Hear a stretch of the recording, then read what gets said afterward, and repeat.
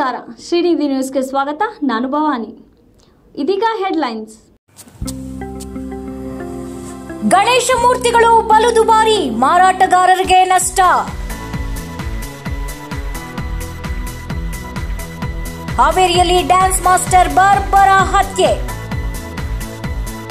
ಕಳಪೆ ಆಹಾರ, 6 ಮಕ್ಕಳು ಅಸ್ವಸ್ಥ, ಶಾಲಾ ವಿದ್ಯಾರ್ಥಿಗಳ ನರಳಾಟ. ಧರ್ಮಸ್ಥಳದ ವಿರುದ್ಧ ಸುಳ್ಳು ಪ್ರಚಾರ, ಧಾರವಾಡದಲ್ಲಿ ಬಿಜೆಪಿ ಬೃಹತ್ ಪ್ರತಿಭಟನೆ.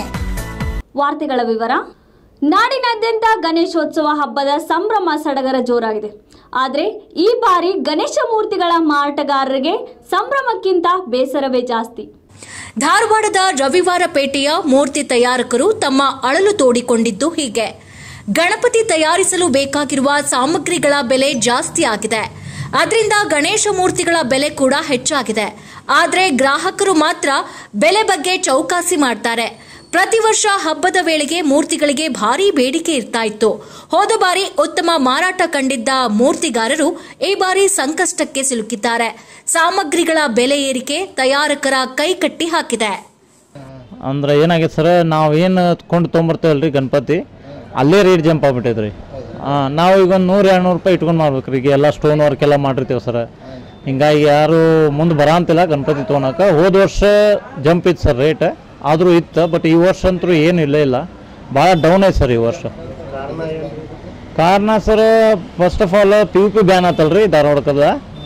ಯಾವ ಗಣಪತಿ ಈ ಕಡೆ ಬರಲಿಲ್ಲ. ಮತ್ತು ನಮ್ಗೆ ಮಣ್ಣಿನ ಗಣಪತಿ ಸ್ಟಾಕ್ ಸಿಗಲಿಲ್ಲ ಸರ್. ಭಾಳ ಕಡಿಮೆ ಆಯ್ತಲ್ಲ, ರೇಟ್ ಜಂಪ್ ಆಯ್ತು ಸರ್. ಮಣ್ಣಿನ ಗಣಪತಿನೂ ರೇಟ್ ಭಾಳ ಜಂಪ್ ಆಯ್ತು. ಹೀಗಾಗಿ ಈ ಸರಿ ಬಿಸ್ನೆಸ್ ಹಾಕೋ ಡೌನ್ ಅನ್ಸತ್ತೆ ಸರ್.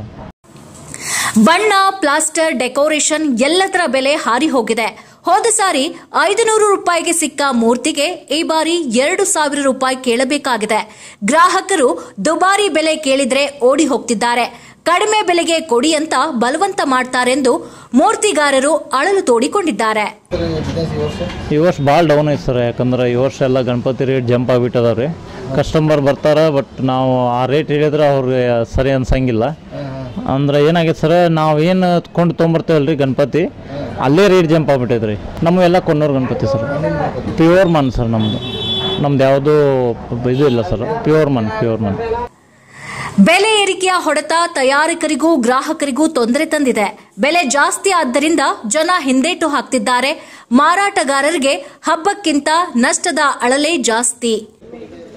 300 ಕೊಟ್ಟು ಸಣ್ಣ ಇಟ್ಟಿತನ ಈಗ ಅವನ ಹಾಕಿದ್ರೆ 400 ಹಾಕ್ತಾರೆ.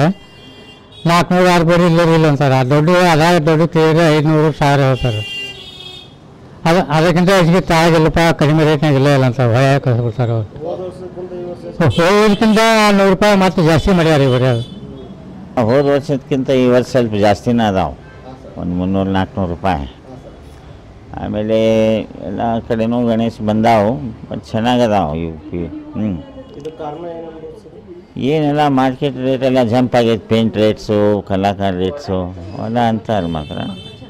ಆದರೆ ಹೋದ ಸಲಕ್ಕಿಂತ ಈ ಸಲ ಒಂದು 50% ಜಂಪ್ ಆಗೈತೆ ನೋಡ್ರಿ. ಹಬ್ಬಕ್ಕೆ ಮೂರ್ತಿ ಹಾಕೋದು ಎಲ್ಲರ ಆಸೆ. ಆದರೆ ದುಬಾರಿ ಮೂರ್ತಿಗಳು ಜನ ಖರೀದಿಸೋದಕ್ಕೆ ಮುಜುಗರ ಪಡ್ತಿದ್ದಾರೆ. ಮಾರಾಟ ಕುಸಿತದಿಂದ ಮೂರ್ತಿಗಾರರಿಗೆ ಈ ಬಾರಿ ಹಬ್ಬದ ಸಂಭ್ರಮಕ್ಕಿಂತ ಕಣ್ಣೀರು ಜಾಸ್ತಿಯಾಗಿದೆ. ಕ್ಯಾಮರಾಮ್ಯಾನ್ ಉಮೇಶ್ ಭಜಂತ್ರಿ ಜೊತೆ ರಮೇಶ್ ಜಾವೂರ್, ಶ್ರೀನಿಧಿ ನ್ಯೂಸ್, ಧಾರವಾಡ. ಚಿತ್ರದುರ್ಗ ಮೂಲದ ಲಿಂಗೇಶ್ ಎಂಬ ಡ್ಯಾನ್ಸ್ ಮಾಸ್ಟರ್ ಕತ್ತು ಕೊಯ್ದು ಹತ್ಯೆ ಮಾಡಿರುವ ಘಟನೆ ಹಾವೇರಿ ಜಿಲ್ಲೆಯಲ್ಲಿ ನಡೆದಿದೆ. ಲಿಂಗೇಶ್ ನಿನ್ನೆ ಲಾಂಗ್ ಡ್ರೈವ್ಗೆ ಹೋಗಿ ಬರ್ತೀನೆಂದು ಮನೆಯವರಿಗೆ ಹೇಳಿಕೊಂಡು ಹೊರಟಿದ್ದ. ಆದರೆ ಇವತ್ತು ಬೆಳಗ್ಗೆ ಮೂಟೆಬೆನ್ನೂರು ಫ್ಲೈಓವರ್ ಬಳಿ ಶವವಾಗಿ ಪತ್ತೆಯಾಗಿದ್ದಾನೆ. ಹಂತಕರು ಕತ್ತು ಕೊಯ್ದು ಬರ್ಬರವಾಗಿ ಹತ್ಯೆ ಮಾಡಿ ಸ್ಥಳದಿಂದ ಎಸ್ಕೇಪ್ ಆಗಿದ್ದಾರೆಂಬ ಶಂಕೆ ವ್ಯಕ್ತವಾಗಿದೆ. ಈ ಘಟನೆಯಿಂದ ಹಾವೇರಿ ಜಿಲ್ಲೆಯಲ್ಲಿ ಆತಂಕದ ವಾತಾವರಣ ನಿರ್ಮಾಣವಾಗಿದ್ದು, ಬ್ಯಾರಗಿ ಪೊಲೀಸ್ ಠಾಣಾ ವ್ಯಾಪ್ತಿಯಲ್ಲಿ ಪ್ರಕರಣ ದಾಖಲಾಗಿದೆ. ಹಂತಕರ ಪತ್ತೆಗೆ ವಿಶೇಷ ತಂಡ ರಚಿಸಲಾಗಿದೆ. ಶ್ರೀನಿಧಿ ನ್ಯೂಸ್, ಹಾವೇರಿ. ಯಾದಗಿರಿ ತಾಲೂಕು ರಾಚನಹಳ್ಳಿ ಬಳಿಯ ಕಿತ್ತೂರಾಣಿ ಚೆನ್ನಮ್ಮ ಬಾಲಕಿಯರ ವಸತಿ ಶಾಲೆಯಲ್ಲಿ ಕಳಪೆ ಗುಣಮಟ್ಟದ ಆಹಾರ ಸೇವನೆಯಿಂದ 6 ವಿದ್ಯಾರ್ಥಿನಿಯರು ಅಸ್ವಸ್ಥ. ವಾಂತಿ ಬೇದಿ ತೊಂದರೆಯಿಂದ ಮಕ್ಕಳು ನೆಲಕ್ಕೆ ಬಿದ್ದು ನರಳಾಡಿದ್ರು. ಇದನ್ನ ಕಂಡ ಪೋಷಕರು ಶಾಕ್ ಆಗಿದ್ದಾರೆ. ಆಹಾರ ಪೂರೈಕೆಯಲ್ಲಿ ಅಸಮಾಧಾನಗೊಂಡ ಮಕ್ಕಳು ಸ್ವತಃ ಪ್ರತಿಭಟನೆ ನಡೆಸಿದ್ದಾರೆ. ಹಾಸ್ಟೆಲ್ ವಾರ್ಡನ್ ನಾಗಮ್ಮ ಅವರನ್ನ ಅಮಾನತು ಮಾಡುವಂತೆ ಒತ್ತಾಯಿಸಿದ್ದಾರೆ. ಕಳಪೆ ಗುಣಮಟ್ಟದ ಆಹಾರ ಪೂರೈಕೆಯಿಂದ ಅಸ್ವಸ್ಥರಾಗಿರುವ ಮಕ್ಕಳು ಚಿಕಿತ್ಸೆ ಪಡಿತಾ ಇದ್ದಾರೆ.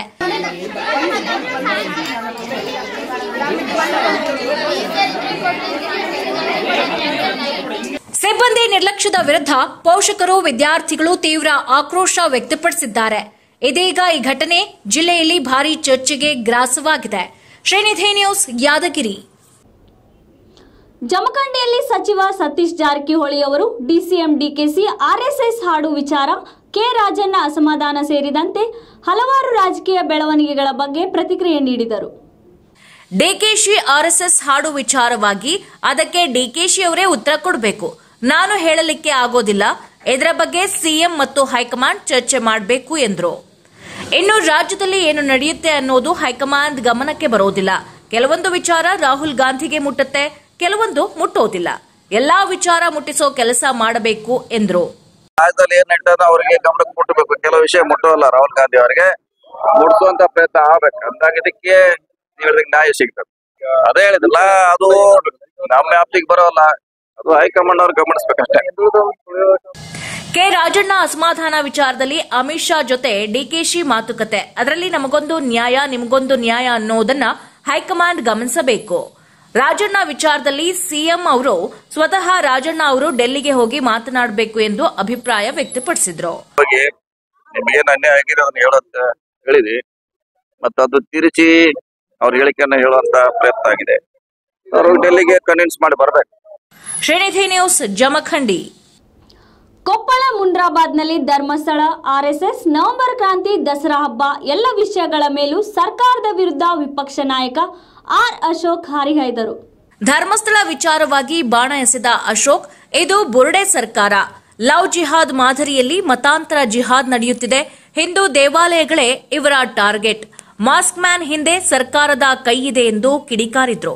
ಇದಕ್ಕೆ ನೀವು ಕಳಂಕ ತರೋ ರೀತಿ ಮಾಡ್ತಾ ಇದ್ದೀರಾ. ಇದು ಒಳ್ಳೇದಲ್ಲ, ನಿಮಗೂ ಒಳ್ಳೇದಲ್ಲ, ಯಾರು ಉದ್ಘಾಟನೆ ಮಾಡ್ತಾರೋ ಅವ್ರಿಗೂ ಒಳ್ಳೇದಲ್ಲ. ಅವ್ರ ಧರ್ಮದಲ್ಲಿ ನಾಳೆ ಹೊರ ಹಾಕಿದ್ರೆ ನೀವು ಅಡ್ಡ ಬರ್ತೀರಾ. ಇದು ಸಿದ್ದರಾಮಯ್ಯನವರು ಟಿಪ್ಪು ಮನಸ್ಥಿತಿ ಇದೆಯಲ್ಲ, ಟಿಪ್ಪು ಮನಸ್ಥಿತಿ ಅದನ್ನ ತೋರಿಸ್ತತೆ. ಆರ್ಎಸ್ಎಸ್ ಕುರಿತು ಮಾತನಾಡಿದ ಅಶೋಕ್, ಆರ್ಎಸ್ಎಸ್ ಇರಲಿಲ್ಲ ಅಂದ್ರೆ ಭಾರತ ಪಾಕಿಸ್ತಾನವಾಗ್ತಿತ್ತು. ನವೆಂಬರ್ನಲ್ಲಿ ಕ್ರಾಂತಿ ಅನಿವಾರ್ಯ. ಈ ದರಿದ್ರ ಸರ್ಕಾರ ತೊಲಗಲಿದೆ ಎಂದು ಘೋಷಣೆ ನೀಡಿದ್ರು. ಅಲ್ಲದೆ ದಸರಾ ಹಬ್ಬದ ವಿಚಾರದಲ್ಲೂ ಆಕ್ರೋಶ ವ್ಯಕ್ತಪಡಿಸಿ, ಮೂರ್ತಿ ಪೂಜೆ ಮಾಡಬಾರದವರಿಂದ ಪೂಜೆ ಮಾಡಿಸುವುದು ಧರ್ಮ ವಿರೋಧ. ಸಿದ್ದರಾಮಯ್ಯ ಅವರಿಗೆ ಟಿಪ್ಪು ಮನಸ್ಥಿತಿ ಎಂದು ಆರೋಪಿಸಿದ್ರು. ಶ್ರೀನಿಧಿ ನ್ಯೂಸ್, ಕೊಪ್ಪಳ. ಧರ್ಮಸ್ಥಳ ವಿರುದ್ಧ ಸುಳ್ಳು ಆಪಾದನೆ ಮಾಡುತ್ತಿರುವ ಕೆಲ ಯೂಟ್ಯೂಬರ್ಸ್ಗಳ ವಿರುದ್ಧ ಕಠಿಣ ಕ್ರಮ ಕೈಗೊಳ್ಳಬೇಕೆಂದು ಧಾರವಾಡದ ಬಿಜೆಪಿ ಕಾರ್ಯಕರ್ತರು ಪ್ರತಿಭಟನೆ ನಡೆಸಿದರು.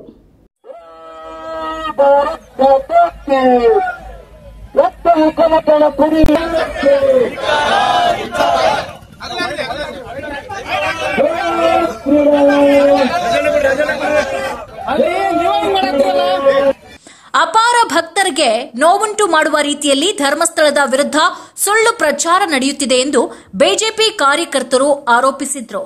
ಈ ಹಿನ್ನೆಲೆಯಲ್ಲಿ ರಾಜ್ಯಪಾಲ ಹಾಗೂ ರಾಜ್ಯ ಸರ್ಕಾರಕ್ಕೆ ಮನವಿ ಸಲ್ಲಿಸಿ ಯೂಟ್ಯೂಬರ್ಸ್ಗಳ ವಿರುದ್ಧ ಕ್ರಮ ಕೈಗೊಳ್ಳಬೇಕು ಎಂದು ಒತ್ತಾಯಿಸಿದ್ರು. ಚಿನ್ನಯ್ಯ ಅನ್ನುವಂತ ಒಬ್ಬ ವ್ಯಕ್ತಿ ನೋಡ್ರಿ, ಯಾವ್ದಾದ್ರು ಊರಾಗ ಯಾರಾದ್ರೂ ತೀರ್ಕೊಂಡ್ರೆ ಅಧಿಕೃತವಾಗಿ ಹೂಳು ಅಂತ ಯಾರು ಏನು ಅನ್ನೋದೆಲ್ಲವೂ ಗೊತ್ತಿರ್ತದೆ. ಆದ್ರೂ ಕೂಡ ಈ ಚಿನ್ನಯ್ಯ ಯಾರು ಏನೋ ಗೊತ್ತಿಲ್ಲ, ಅವ್ನ್ ಕರ್ಕೊಂಡ್ಬಂದ ಇಡೀ ಮಾಧ್ಯಮ ಒಂದು ವಾರ ಜನರನ್ನ ಮೋಡಿ ಮಾಡುವಂತ ಕೆಲಸವನ್ನ ಎಲ್ಲರೂ ಕೂಡ ಮಾಡಿದ್ರು. ಸಿದ್ದರಾಮಯ್ಯ ಸರ್ಕಾರ ಹಿಂದೂ ವಿರೋಧಿ ಧೋರಣೆ ಅನುಸರಿಸುತ್ತಿದೆ ಎಂದು ಆರೋಪಿಸಿ ಮುಸುಕುಧಾರಿ ವೇಷಭೂಷಣ ಹಾಕಿ ಕಾರ್ಯಕರ್ತರು ವಿನೂತನ ಪ್ರತಿಭಟನೆ ನಡೆಸಿದರು. ಇದೊಂದು ಪ್ರತಿಭಟನೆ ಉದ್ದೇಶಿಸಿ ಮಾತನಾಡಿದ ಮಾಜಿ ಶಾಸಕರಾದ ಸೀಮಾ ಮಸೀದ್ ಅವರಿಗೆ ಧನ್ಯವಾದಗಳು. ಅವರಿಗೆ ಎಚ್ಚರಿಕೆಯನ್ನ ಕೊಡ್ತಾ ಈ ಕಾರ್ಯಕ್ರಮದ ಯಶಸ್ವಿಗೆ ಬಂದಂತ ಎಲ್ಲ ನನ್ನ ಪಕ್ಷದ ಕಾರ್ಯಕರ್ತರು, ಬಲೋ ಭಾರತ್ ಮಾತಾ ಕಿ, ಧರ್ಮಸ್ಥಳದ ಧರ್ಮ ಯುದ್ಧಕ್ಕೆ. ಅಲ್ಲದೆ ಧಾರವಾಡದಲ್ಲಿ ನಡೆದ ಈ ಪ್ರತಿಭಟನೆಯಿಂದ ಜಿಲ್ಲೆಯಲ್ಲಿ ರಾಜಕೀಯ ಕಾವು ಹೆಚ್ಚಾಗಿದೆ. ಧರ್ಮಸ್ಥಳದ ವಿರುದ್ಧ ಸುಳ್ಳು ಆರೋಪ ಮಾಡಿದವರಿಗೆ ತಕ್ಷಣ ಕ್ರಮ ಕೈಗೊಳ್ಳಬೇಕೆಂದು ಬಿಜೆಪಿ ಕಾರ್ಯಕರ್ತರು ಒತ್ತಾಯಿಸಿದರು. ಇವತ್ತಿನ ಗೌರಿ ಗಣೇಶ್ ಹಬ್ಬದ ಈ ಹೋರಾಟದಲ್ಲಿ ದೊಡ್ಡ ಸಂಖ್ಯೆಯಲ್ಲಿ ಸೇರಿರ್ತಕ್ಕಂಥ ಶ್ರೀನಿಧಿ ನ್ಯೂಸ್, ಧಾರವಾಡ. ಸ್ಥಳೀಯ ಸಮಗ್ರ ಸುದ್ದಿಗಳಿಗಾಗಿ ನೋಡ್ತಾ ಇರಿ ಶ್ರೀನಿಧಿ ನ್ಯೂಸ್. ಪ್ರತಿಭೆ ನಿಮ್ಮದು, ಪ್ರಚಾರ ನಮ್ಮದು.